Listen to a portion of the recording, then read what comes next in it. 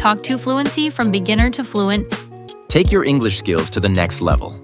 Welcome back to another deep dive. Today we're taking a fascinating stack of sources that zeroes in on something really practical. I think for anyone looking to navigate English speaking with, well, more ease. Yeah, we're looking at the everyday language of cooking at home, and we're not just giving you a recipe, no. We're giving you the essential ingredients for sounding more natural, more easygoing in your English conversations, all through the surprisingly rich lens of, just making dinner. Our mission is basically to pull out those linguistic nuggets and help you understand not just what to say, but maybe why it matters for sounding, genuinely authentic when you speak. Yeah, and what's really fascinating here is how these sources, they detail a conversation between two native speakers, one American, one British, and they just naturally illuminate these subtle but really crucial differences in everyday English. Understanding these nuances is so key, I think, to achieving that genuine fluency. It's not just about getting the grammar right. Right, it's more than that. Exactly. It's about unlocking the rhythm and the natural flow of, real-world speaking dialogue. Absolutely. So yeah, our mission today, unpack this sort of treasure trove of common expressions, vocabulary related to cooking, eating healthy, even doing the dishes, showing how two native speakers actually talk about these things, naturally, unscripted. This deep dive is all about building your practical conversational toolkit for speaking English. Ready to dig in? Let's do it. Okay, so where do our sources take us first? Right into the heart of, the daily grind, really. Those everyday habits lots of us are trying to change. The conversation starts with a scenario most people can relate to, I think. Trying to cook more at home, eat healthier, maybe save a bit of money. Indeed. Yeah, one speaker notes, I've been cooking at home a lot more these days. Yeah. Well, the other one says, I've also been trying to get a system going these days. Okay, so those phrases, I've been doing and get a system going. Right. And this immediately tells us something important about how native speakers talk about recent ongoing efforts. When you say, I've been doing something, like I've been cooking, it's not just a statement of fact. Right. It paints a picture of an ongoing effort, something that's been happening over a period of time lately. It carries that sense of duration, and sometimes maybe even a hint of it's still a work in progress, or I'm still trying. Yeah, like I've been trying to learn guitar. Exactly. Or, relevant for our listeners, I've been really focused on improving my English speaking skills these days. It shows that continuous effort. That's a great point. It definitely captures that continuous nature. And that phrase, these days, it's so common, isn't it? Oh, it's absolutely. Just a very natural way to say more recently or in recent times. Yeah, it signals that this isn't just a one-off thing. It's a current trend in your life. And what about get a system going? Yes. When someone says they're trying to get a system going, it means they're actively trying to establish a new routine, a new habit, and make it stick. So maybe, like the outline suggested, every Sunday is cooking day for them now. Right. Or planning meals for the week. Exactly. Or organizing their weekly meal prep. It's all about building consistency. Which, funnily enough, is also crucial for building consistent English speaking habits. It is all connected, isn't it? Yeah. The consistency is key. Making these phrases a habit, just like making Sunday your cooking day. Okay, speaking of habits, once you've decided to cook, you need food. You do. Ingredients. And here's where our sources get really interesting, highlighting these subtle but key differences between American and British English. This feels really important for speaking naturally. Absolutely. If we connect this to the bigger picture of high-level English dialogue, it's all about understanding that regional vocabulary and how it shapes authentic communication.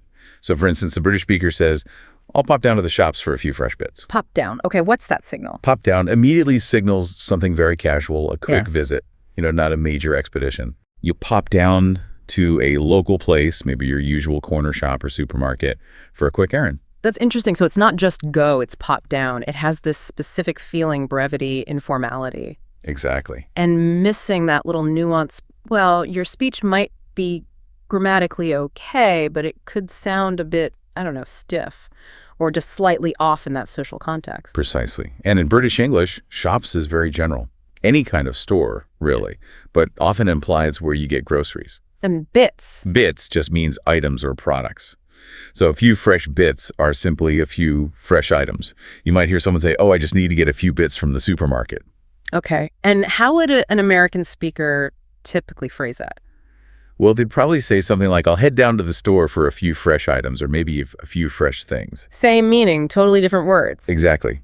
It really highlights how important it is to be aware of these regional variations if your goal is for your spoken English to sound genuinely native, depending on where you are or who you're talking to. Definitely. And it goes beyond shopping, right? The sources mention food habits, too. It does. We see differences like cut back on takeout in American English versus cut back on takeaway in British English. Okay, so cut back on something. That means reduce, right? Do less of it. Exactly. Reduce the amount you consume or do, like you might cut back on sugar or cut back on watching TV. It's a very common phrase for talking about moderation. So trying to eat healthier, you might cut back on takeout or takeaway to save money, maybe cut calories. Precisely. And the difference between takeout and takeaway is just that simple regional preference. U.S. tends towards takeout, U.K. towards takeaway. Both mean food prepared to be eaten somewhere else. Got it. Useful distinction for sounding natural in conversation. What else? Another useful phrase from the sources is stocking up on more pantry staples. Okay, stock up on something. Yeah, that means buying more of an item, often buying quite a bit, maybe in preparation for something.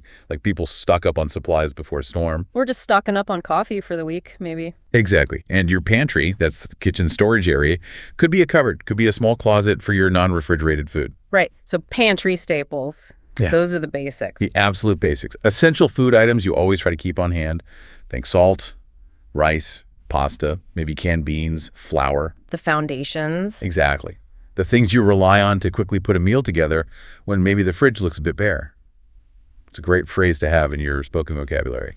Yeah, you can really see how these seemingly small differences in words and phrases are actually crucial. They make a big difference in sounding like a native speaker and just generally boosting your English speaking skills in everyday chats. Absolutely. They add that layer of authenticity. Okay, so once you've got all those fresh bits or items stocked up in your pantry, the real action begins. Cooking.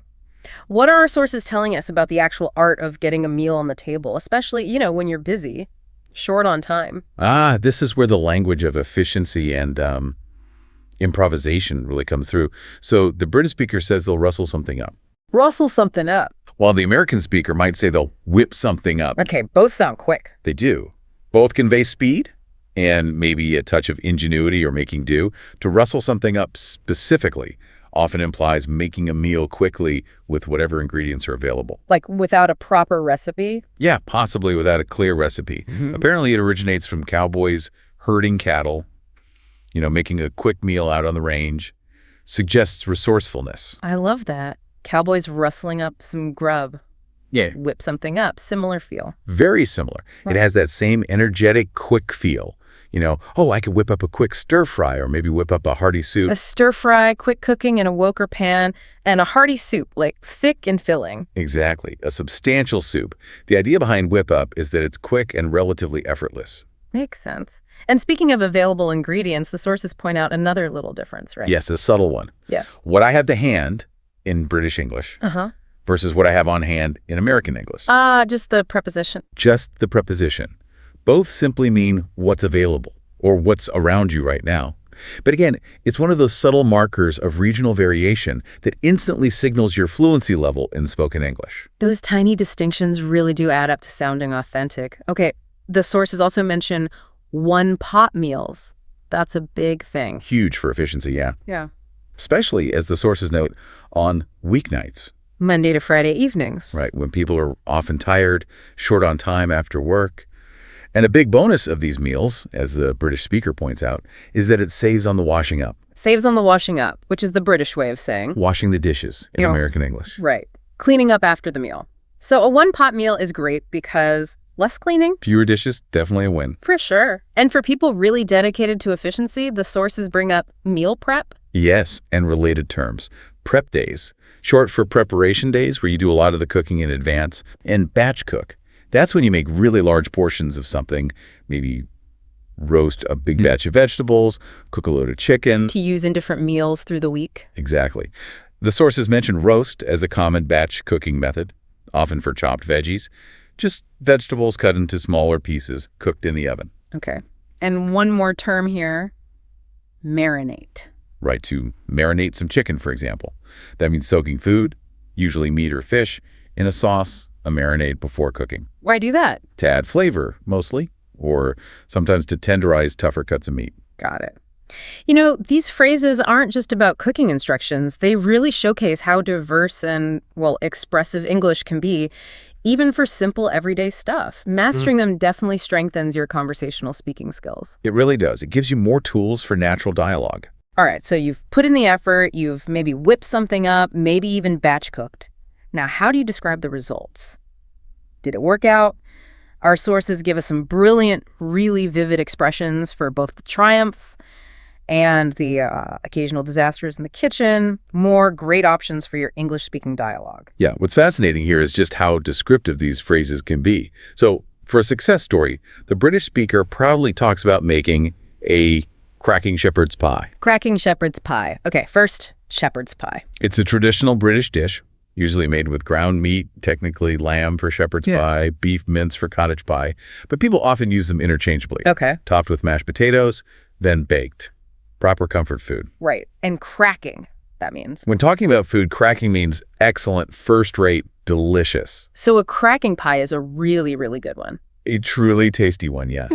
It's a wonderfully enthusiastic British idiom to show you're pleased with something, great for informal spoken English. I like that. Cracking. And you mentioned proper comfort food. That term comes up a lot. It does. Comfort food is food that, well, makes you feel good. It's often filling, maybe a bit nostalgic, not necessarily the healthiest option. Like mac and cheese or a good stew. Exactly. Things that remind you of home or just feel warm and cozy. And to emphasize how easy this cracking shepherd's pie was, the speaker adds, dead easy too. Dead easy. So dead means very. Precisely. In this context, common in British English especially, dead acts as an intensifier, just means very. So dead easy is very easy. You might hear dead tired or dead right. It's amazing how one little word like dead can add so much emphasis and sound so natural in conversation. But okay, let's be real. Cooking doesn't always go perfectly. Oh, definitely not. And the sources capture that perfectly with the phrase, my cooking's still a bit hit or miss. Yeah, hit or miss. It means exactly what it sounds like. Sometimes it's great, a hit. Sometimes it's bad, a miss. It describes inconsistency really well. Wonderfully concise, isn't it? And the examples given illustrate it perfectly. Sometimes it's lovely, meaning delicious or excellent. Sometimes it's burnt to a crisp. Ouch! Burnt to a crisp. That sounds bad. Yeah, that means it's completely burnt, often black, dry, totally inedible.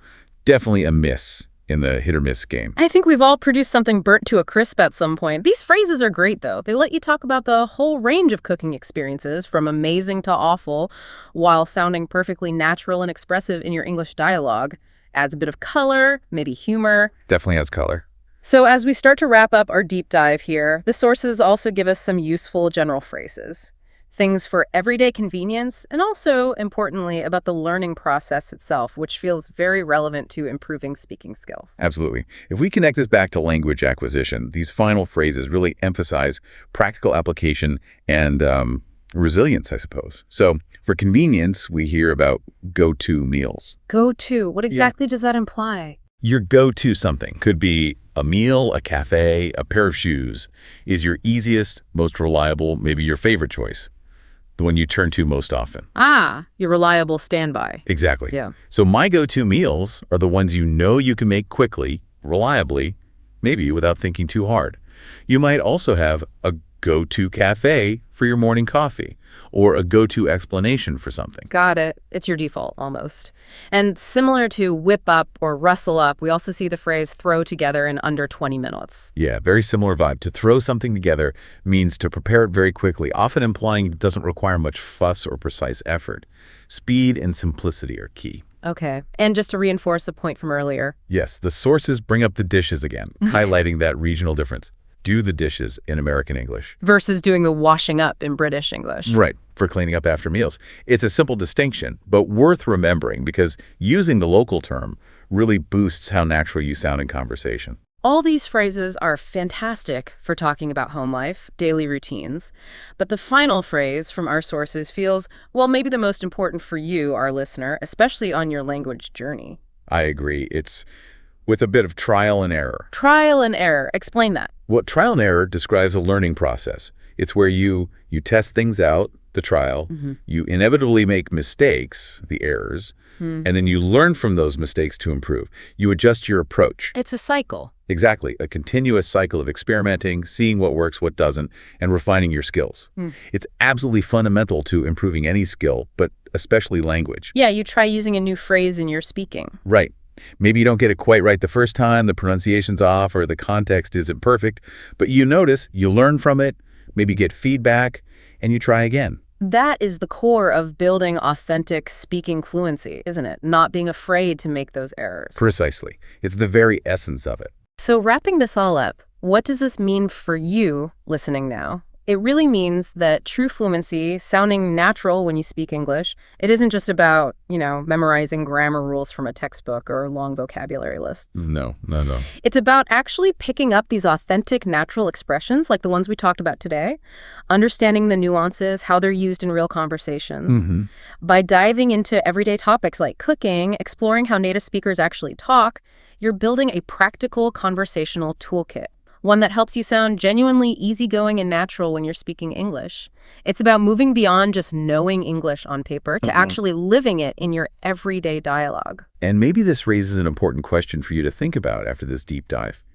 How many other seemingly simple, everyday topics, just like cooking, could be a hidden goldmine? A resource for understanding those subtle but really powerful differences that define native English speaking. What other ordinary parts of your life could unlock new layers of authentic communication and really boost your confidence in your spoken English? Something to ponder. That's a great thought to end on. And that's all the time we have for this deep dive into the language of the kitchen. We really hope you've picked up some delicious new phrases and insights to help you talk about food and cooking with more confidence, more naturalness in your English dialogue. Remember, mastering these everyday expressions, understanding the nuances, it's a huge step towards sounding more natural and really owning your English speaking skills. Keep practicing. Thank you so much for joining us for this insightful exploration. See you later in Talk to Fluency. Do not forget to subscribe. Bye. Talk to Fluency from beginner to fluent. Take your English skills to the next level.